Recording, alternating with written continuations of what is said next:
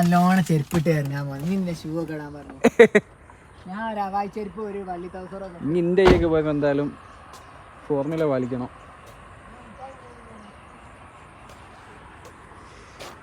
എടോ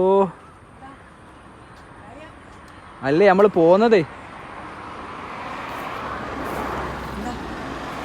പോകുന്നത് നല്ല സെറ്റായിരിക്കും അറിയാം. കൊക്കുകളൊക്കെ പറക്കുണ്ടല്ലോ.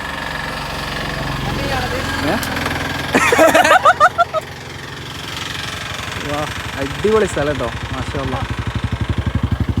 ഒന്ന് തന്നാൽ മതി, ഒന്ന് എടുത്ത് തന്നാൽ മതി.